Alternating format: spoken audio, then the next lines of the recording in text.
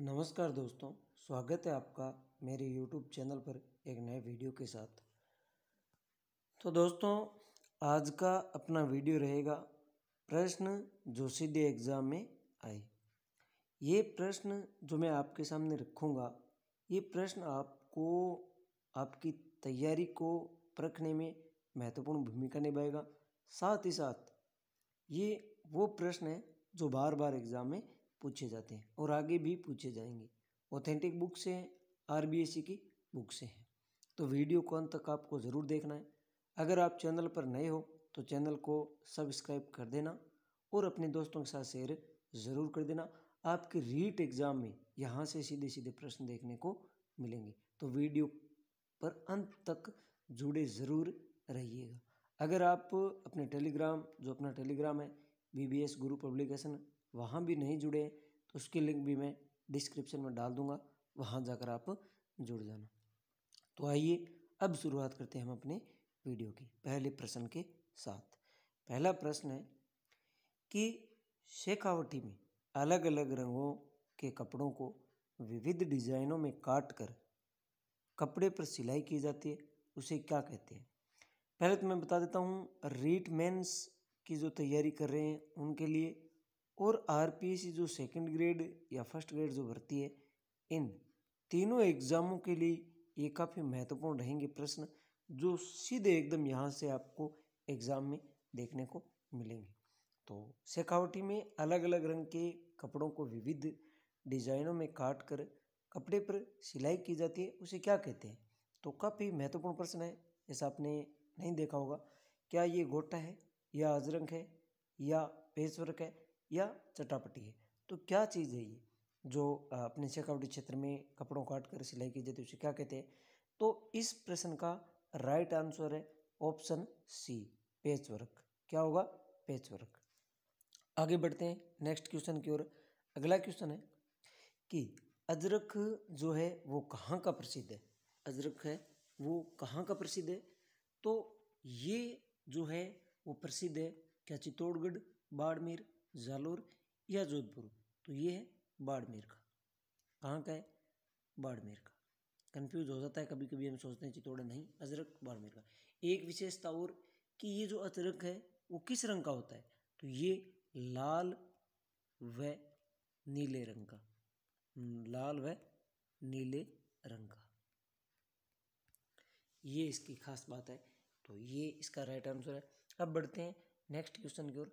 अगला क्वेश्चन है कि लप्पा लप्पी, यहाँ ये नाम लप्पी है, ये जो दोनों में से भी नाम आ गया लप्पा लप्पी। बांकड़ी, तो ये जो बांकड़ी है, ये बांकड़ी है, ये किसके प्रकार है? यानी ये किसके प्रकार है? जिस प्रकार अभी हमने देखा कि जो थोड़ी देर पहले काटने से संबंधित था, पेचवर्क था, उसी प्रकार ये भी एक भाग है लप्पा लप्पी बांकड़ी। ये किसके प्रकार है?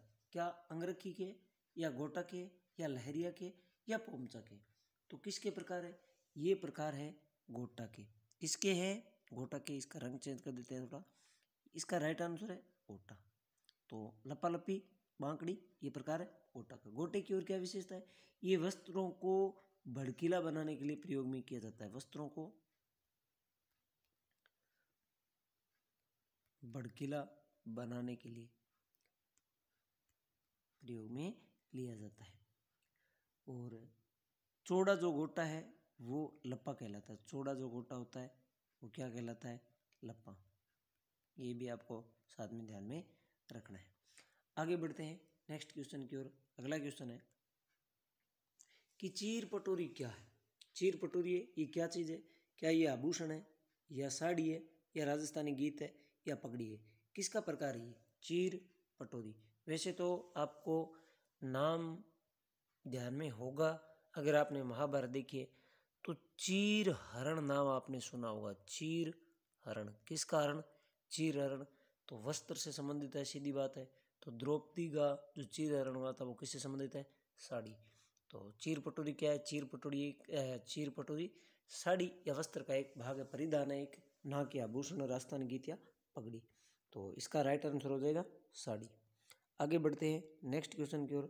अगला क्वेश्चन है तनसुख गाबा मिर्जाई, डगला, ये सभी किससे संबंधित है? यानी किसके भाग है? तनसुख हो गया, गाबा हो गया, मिर्जाई हो गया, डगला हो गया, तो ये सभी किसके भाग है हमें ये बताना है। तो इसका दोस्तों राइट आंसर हो जाएगा, सबसे पहले थोड़ा कलर चेंज कर लेते हैं, रात ये जो रेड में हो गया है, तो 1 मिनट, हाँ अब ठीक है। तो तनसुख, गाबा, मिर्जाई, डगला ये किससे संबंधित है? ये है अंगरक्षी से संबंधित। और भी प्रकार है, जैसे दुत्तई भी आता है एक, दुत्तई या ड्योढ़ी, ड्योढ़ी भी एक प्रकार है। किसके प्रकार है? अंगरक्षी के। कानो, ये प्रकार है अंगरक्षी के सभी। जबकि अगर हम बात करें पगड़ी के प्रकार, पगड़ी के भी कुछ प्रकार है, वो भी देख लेते हैं। ये पगड़ी है, इस पगड़ी के भी कुछ संबंधित है इसे, जैसे तुर्रे, सरपेच, उसके अलावा बालाबंदी, बालाबंदी, उसके अलावा दुगदुगी, दुगदुगी, उसके अलावा घोसपेच, घोसपेच, उसके अलावा लटकन, लटकन, फतेपेच, ये आदि पगड़ी को चमकीली बनाने के लिए प्रयोग में किए जाते हैं। तो ये पगड़ी से संबंधित है सभी। सरपेच, ये सरपेच और घोसपेच ये विशेष तौर से आपको ध्यान में रखना है। किससे संबंधित है? ये पगड़ी से संबंधित है। तो बढ़ते हैं अब नेक्स्ट क्वेश्चन की ओर। अगला क्वेश्चन है कि गज उद्धार ग्रंथ किसका है? गज उद्धार जो ग्रंथ है वो किसका है, हमें ये बताना है। तो इसका राइट आंसर हो जाएगा दोस्तों, क्या जोगीदास है, या कुंभा है, या जसवंत सिंह है, या अजीत सिंह है? सभी के दिमाग में या तो कुंभा या जसवंत सिंह हो रहा होगा, लेकिन इसका राइट आंसर है अजीत सिंह। क्या है? अजीत सिंह। अजीत सिंह। जोगीदास की भी एक रचना है, वो भी मैं आपको बता देता हूँ। कौन सी है जोगीदास की? तो जोगीदास की जो रचना है वो है हरि पिंगल प्रबंध,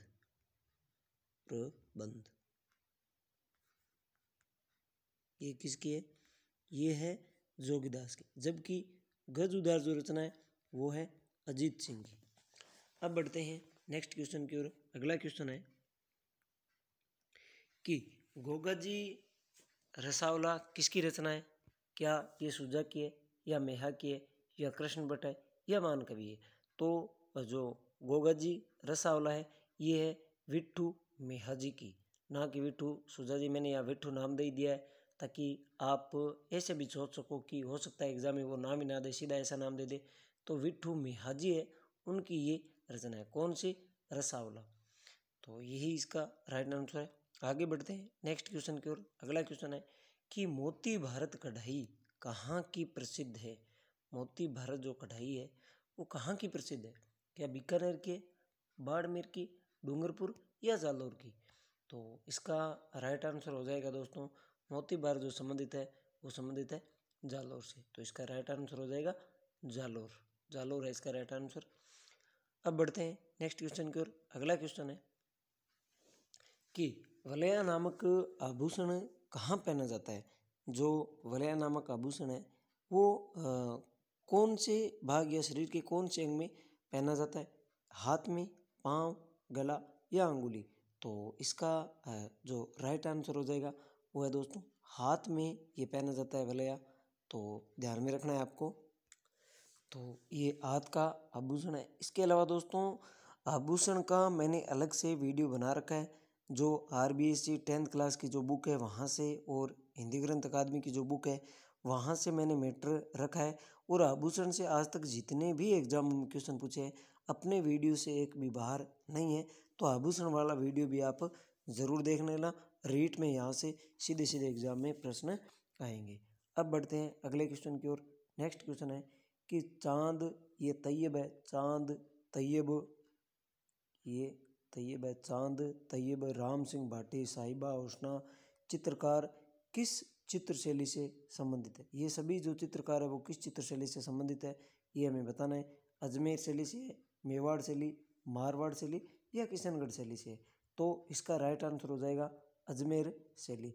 और मैंने चित्र शैली के जितने भी चित्रकार हैं, चाहे अजमेर शैली से हो, किशनगढ़ शैली से हो, मेवाड़ शैली से हो, मारवाड़ शैली से हो, बीकानेर शैली से हो, जितनी भी चित्र शैली है, जितने भी चित्रकार है, उसका मैंने एक वीडियो में, जब सेकंड ग्रेड की एक वीडियो है जिसमें मैंने बताया कि यहाँ से प्रश्न आते बार बार, उसी वीडियो में मैंने ये सारे चित्रकारों के नाम एक जगह रखे हैं।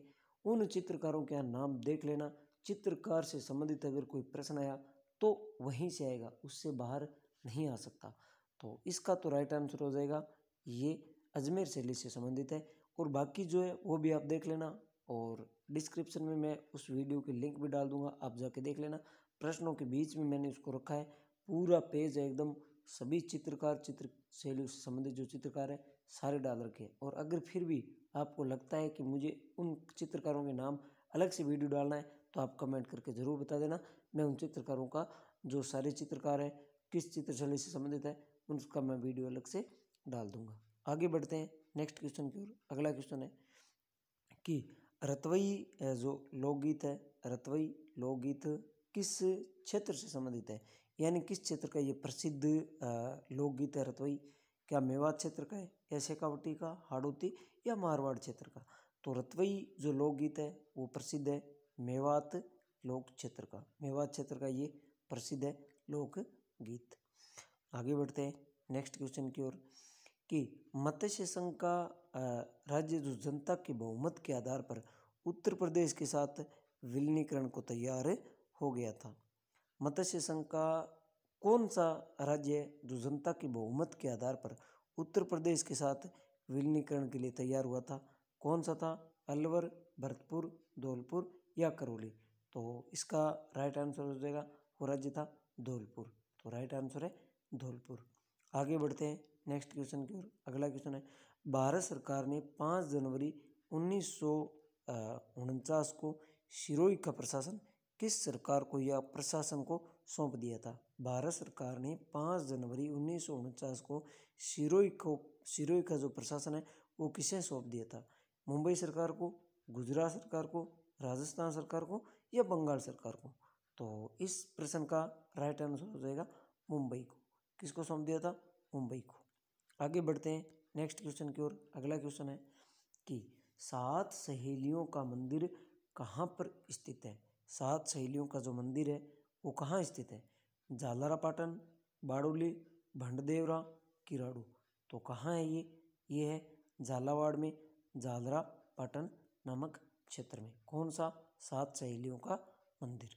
आगे बढ़ते हैं। अगला क्वेश्चन है कि महकमा खास किस शासक से संबंधित है? महकमा जो खास है वो कौन से शासक से संबंधित है?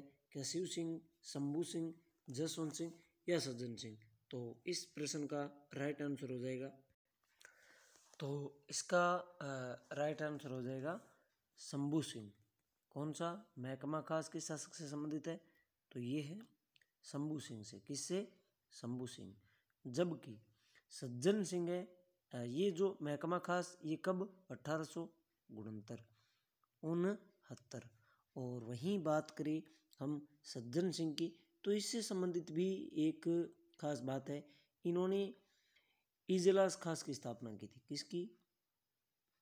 इजलास खास। कब? 1877। ये बात भी आपको ध्यान में रखनी है। अब बढ़ते हैं अगले क्वेश्चन की ओर। तो नेक्स्ट प्रश्न है, वीरमदेव सोलंकी रा दुआ किसकी रचना है? वीरमदेव सोलंकी रा दुआ जो रचना है वो किसकी है? दयाल दास, विजय दांदेथा, श्यामल दास या दुर्सा आडा की? तो ये किसकी रचना है? तो ये रचना है दुर्सा आडा की। किसकी? वीरमदेव सोलंकी रा दुआ किसकी रचना है? ये है दुर्सा आडा की। आगे बढ़ते हैं नेक्स्ट क्वेश्चन की ओर। अगला क्वेश्चन है, प्रताप लंकेश्वर की उपाधि से किस शासक को जाना जाता है?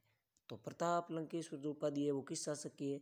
अजय राज की है या सोमेश्वर की है या पृथ्वीराज या फिर कुंभा की है। तो अधिकतर आप सोचते हो कि जो उपाधि है वो कुंभा की मिलती है, लेकिन इस प्रश्न का जो राइट आंसर है वो कुंभा न होकर प्रताप लंकेश्वर की जो उपाधि है वो है सोमेश्वर की। किसकी है? सोमेश्वर की है, प्रताप लंकेश्वर। आगे बढ़ते हैं अगले क्वेश्चन की ओर। अगला क्वेश्चन है कि अंग्रेजों को मुलकरा, यहाँ बीच में एक नाम और है, मुलकरा मीठा ठग, मुलकरा मीठा ठग किसने कहा है? अंग्रेजों को मुलकरा मीठा ठग किसने कहा है? कन्हैयालाल सेठ या शंकरदान सिमोर या समोर, विजयदान देता या करनीदान? तो इसका राइट आंसर है शंकरदान सिमोर। सिमोर, कहीं समोर कहीं सिमोर ना मिलता है, तो शंकरदान है इसका राइट आंसर। आगे बढ़ते हैं अगले क्वेश्चन की ओर।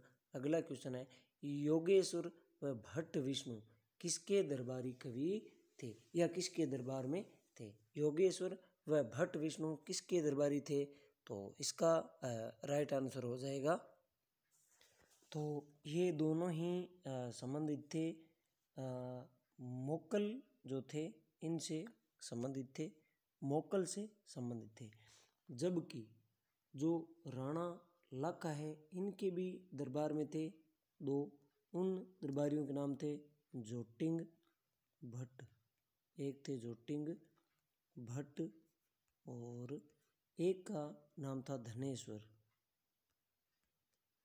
ये दो दरबारी थे लाखा के, जबकि योगेश्वर और भट्ट विष्णु ये थे मोक्कल के दरबार में। तो यही इसका राइट आंसर है। अब बढ़ते हैं अगले क्वेश्चन की ओर। अगला क्वेश्चन है कि साकर खान किस वाद्य यंत्र से संबंधित है? ये हमें प्रश्न का बताना है। साकर खान किस वाद्य यंत्र से संबंधित है? क्या वो कामायाचा से या सितार से या अलगोजा से या मोरचंग से? तो सबसे पहले तो देख लेते हैं हम इसका राइट आंसर। तो इस जो साकर खान है वो संबंधित थे कामायाचा से, यही इसका राइट आंसर है। वहीं अगर हम बात करें मोरचंग, ये मोरचंग नाम है, मोरचंग लगे मोरचंग, मोरचंग का एक अन्य नाम भी है, ये नाम है युद्ध हर्फ, ये भी आपको ध्यान में रखना है। किसका? मोरचंग, ये मोरचंग नाम है। तो ये थे दोस्तों आज के वीडियो के प्रमुख प्रश्न। आपको प्रश्न कैसे लगे और आप कमेंट करके ज़रूर बताना कि आगे भी इस प्रकार के प्रश्न लाने हैं या किस प्रकार की वीडियो आपको चाहिए, तो ये कमेंट करके ज़रूर बताना।